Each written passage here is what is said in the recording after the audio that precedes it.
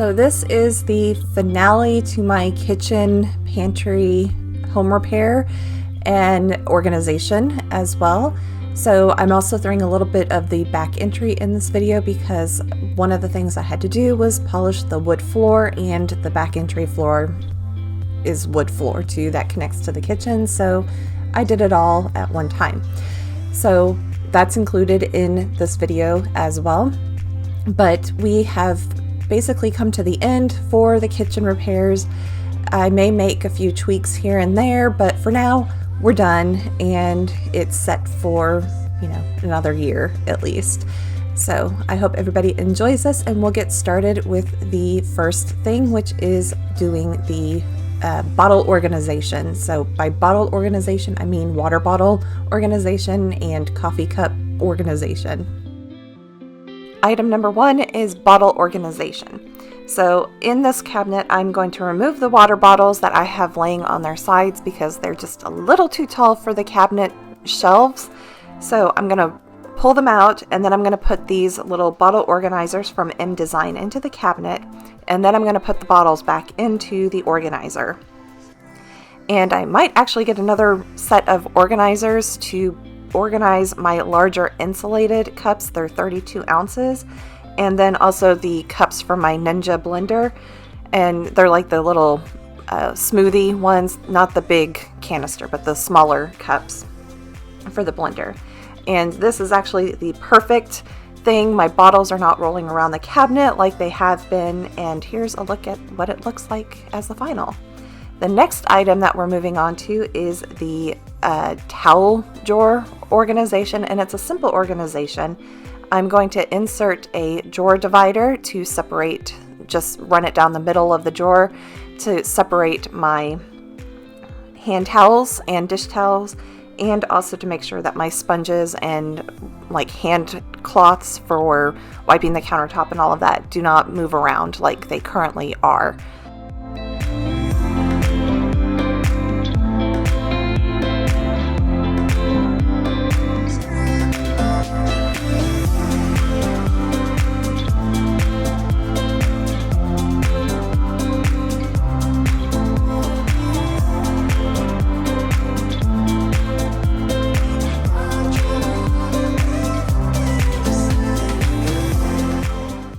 Item number 3 is under the sink organization. The tray basket I am using is currently from my dishwasher, and I have it hooked to the cabinet with these command hooks, and it holds my specialty sponges and sink stoppers. The unit I purchased for going underneath the actual cabinet is a 2-tiered sliding drawer unit. The top tier is skinny and fits perfectly next to the pipe that runs underneath the sink.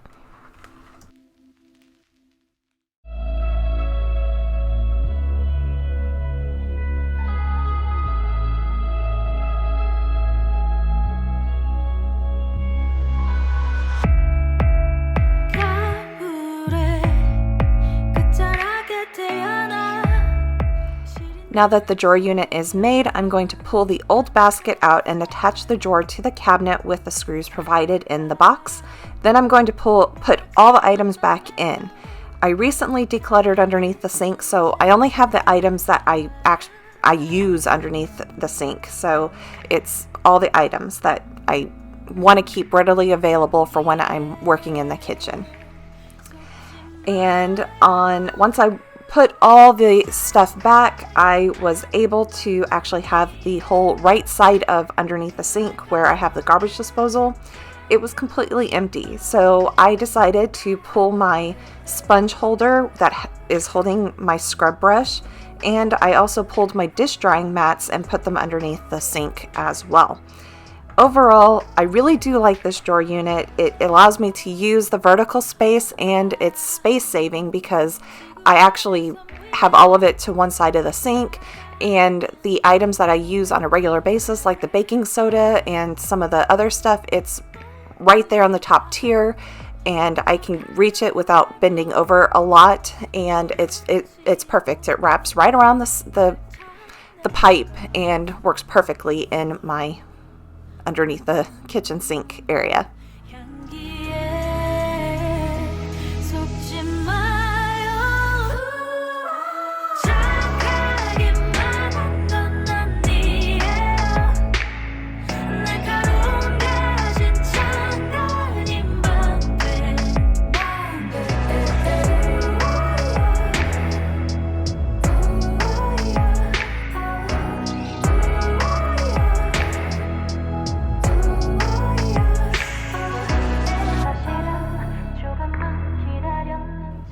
moving on to item number 4, which is removing the old contact paper from behind all the outlets and switch covers. I am also going to be replacing the 2 covers right here. So what I'm working on right now, it used to be where we had our landline coming through ages ago until my dad had that rerouted up through the cabinet, which you can see the phone jack sitting up there at the top left hand corner of the screen. So I'm replacing it. It was metal cover. I'm replacing it with the plastic because that metal just didn't fit with the rest of the outlet covers. And then the outlet right next to this is a GFCI outlet, and the cover that I currently had on there didn't allow the reset and test buttons to function quite right. So I went ahead and bought a new little insert for that cover that is basically open in the middle, so that way I can get to the 2 GFCI buttons that I need to get to in case, they flip off at some point, or switch on or switch off, or whatever you want to call it. And I basically bought these outlet covers because all of my outlets and light switches and everything are all the almond color, which was all the rage back in the 70s and 80s and 90s, but now everything's moving to white. I prefer white just because I prefer the clean look over the almond color. So I'm not an electrician, so I did not actually replace the outlets or electrical switches or any of that type of stuff. I found these covers that I'm able to just basically cover the outlet, and it looks nice basically. So here I'm changing out the insert, and then I just remember I forgot to pull out the contact paper from behind the outlet there. So now I have to remove that again and try to pull off the outlet. And this one I was actually able to pull the contact paper out from behind the outlet without actually removing the entire cover. However, when I got to the other side of the kitchen where I have the main light switch for the kitchen and the dining room or back entryway, and that one I ended up having to remove the entire outlet cover because that contact paper was stuck to the laminate behind the outlet. So that is what we're doing right now.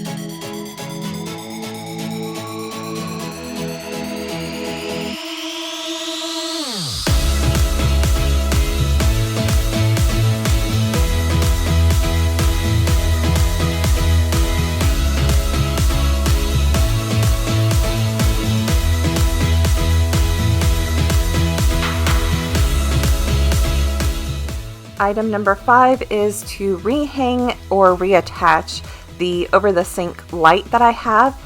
And I actually might replace this light because this one, it's not battery operated, it's not remote control. I have to flip the switch or push the button on that little white box that's up there towards the top. I can barely reach it when I'm stretching on my tiptoes. That and the actual cord for this light is not long enough to get all the way to the electrical outlet. So I actually had to get a USB extender, and then once I added that, it was way too long, and I ended up having to wrap that cable around the other side of the cabinet behind the refrigerator just to hide the cord. And even at that, I'm not liking the look of it, and you'll see what I mean when I actually attach it to the wall and do all of that. I just don't like that plug sticking out that far from the wall. And that's where I might be replacing this light with a remote controlled one, or it might be a remote controlled and a battery operated one, so that way I'm not having to worry about having to plug it in. But even at that, it's like, I'll get to that point when I get to that point later. And now item 6 is cleaning and polishing the wood floor. I've been talking about this in all of my videos, and I keep putting it off, and I really don't know why I kept putting it off, because it really wasn't that difficult. The hardest part was actually scraping the paint splatters on the floor off when I was cleaning it. But I mean, really and truly, that wasn't that difficult, but it was just a little time consuming to be doing the cleaning part of it. And also I wanted to make sure that the cats did not walk into the polish and ruin the basically you have to let the polish dry, and I didn't need the cats walking all over the polish. So we're gonna go ahead and start sweeping the floor first, and then we will be cleaning the floor. And what I'm using to clean and polish the floor is a product by Wyman. It is a like 2-set thing. So one is a floor cleaner, one is a polish. I'm not quite sure if they still do it as a 2-part thing, or if they have one thing now that does cleaning and polishing all at the same time. So this is an old set of bottles that I've had, and I'm actually almost finished the polish during this cleaning and polishing. So to start off with the cleaning process, the instructions on the bottle said to wet a mop, and in this case I'm going to wet my e-cloth mop pad and then use that for the cleaner part of it. And the cleaner you spray on the floor and then start using the mop to mop up the dirtiness, but I ended up having to scrape because the paint spatters and some cat food was stuck in some areas. From there, I pulled out the polish. So let me go back a little bit. After I cleaned the floor, I waited 15 minutes like it said on the instructions, but I saw that 15 minutes was not long enough. The floor was still really, really damp. Even over here where I started, it was still really wet. So I went ahead and just was like, okay, I'm going to eat dinner. I'm going to watch some TV. So it pretty much was about an hour that I waited for the floor to be almost completely dry. And then I started the polishing. And once I started the polishing, I used the Bona mop. It's an old mop that I've had for the Bona floor cleaner series, and I don't use it anymore. So I was like, okay, I'm just going to use this as my polishing mop. And I need to test it out if I can clean the polish off the mop. I don't think I can. I think the mop head will be kind of tough now since I've done the polish. So in the end, I might go to Dollar Tree and get one of their mops and then several of their microfiber mop heads, so that way I have some handy for whenever I do go to polish the floor in the next 6 months. So this is one of my semi-yearly chores where I do it. I'm trying to polish the floor every 6 months. So that's where we're at right there. We're still cleaning the floor right now, but you'll see when we get to the polishing. And once we were done with the polishing, the floor looks amazing. It's so shiny. I mean, you have some shine here, but when you actually get up close, there were lots of areas on the floor that look so dull. And I don't know if it was just over time, polish needs to be repolished, but it definitely was losing its luster, basically. And now that the floor is polished, it looks so much better.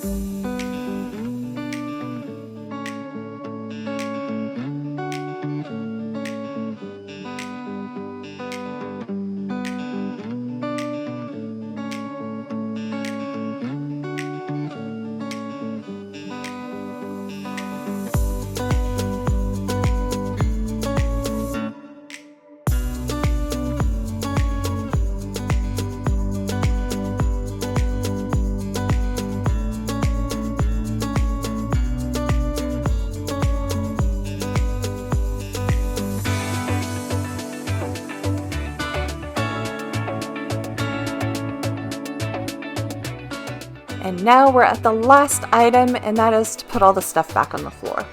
So I let the polish basically set for overnight, and I came back around lunchtime the next day and just started putting all the rugs back. And you saw where I put stuff back in the back entryway, and the floor, I mean, seriously looks so shiny. And when I have to wear stuff with socks or slippers with rubber on them because I'm literally sliding all over the floor. So now here are some before shots of the back entryway, and then we'll do an after shot. Not much has changed, but you know, some stuff has changed. The wall color definitely has changed, and I've removed some curtains. And then we'll move into before and after shots in the kitchen and pantryway. And that one was also another one where the paint color changed. It's so much brighter in there because I changed out the light bulb as well. So I hope you've been enjoying my home repairs series so far. In the next home repairs videos, we'll be moving on into my dining room to start working on that room. If you are not subscribed already, please subscribe and hit that notification bell so you're notified every time I post a video. Also hit that like button so that way I know that you enjoyed this video. Thanks everyone for watching, and I'll see you next time. Stick around for some bloopers at the end.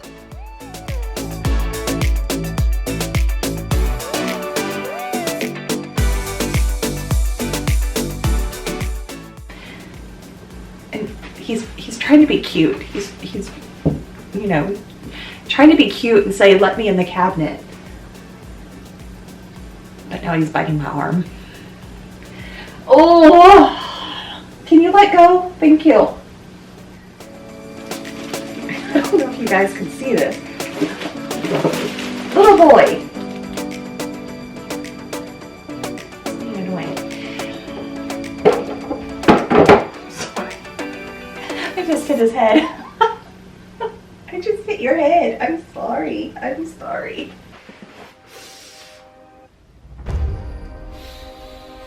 My arch is cramping. I mowed the yard today.